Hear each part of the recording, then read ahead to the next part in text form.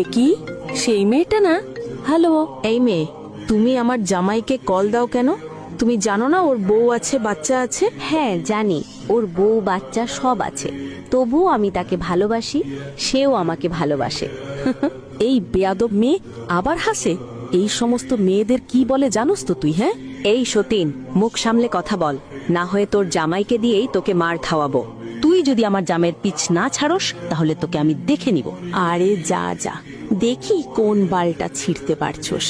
আগে তুই নিজের দিকে খেয়াল রাখ।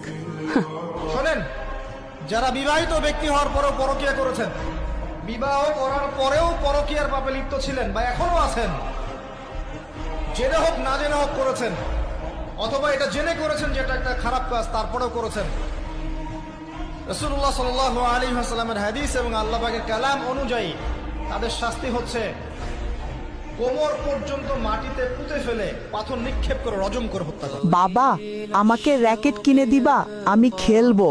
গেছো এখান থেকে, র্যাকেট খেলবে শখ কত? হ্যাঁ জান, বলো। তুমি তাড়াতাড়ি আসো তো, আমি পার্কে বসে আছি তো। এত দেরি করছো কেন? তোমাকে কত মিস করছি আমি, জানো পাখি?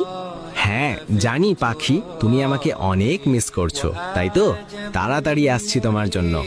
আচ্ছা, তুমি তোমার বউকে তালাক দিবা কবে বলো তো? আমি তোমাকে ছাড়া থাকতে পারছি না। হ্যাঁ, এই মাসের মধ্যে তালাক দিয়ে দিব। তুমি চিন্তা করো না ডার্লিং, আমি তোমাকেই বউ বানাবো। ওই শয়তান বউটা আর ওর ছাউগুলো তাড়িয়ে দিচ্ছি, একটু অপেক্ষা করো।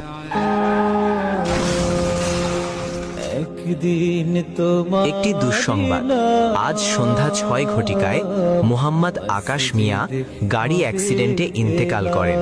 ইন্না লিল্লাহি ওয়া। এই আকাশ মিয়া বউকে সম্মান করত না, বাচ্চাদের হক পূরণ করত না, পরকিয়া করত।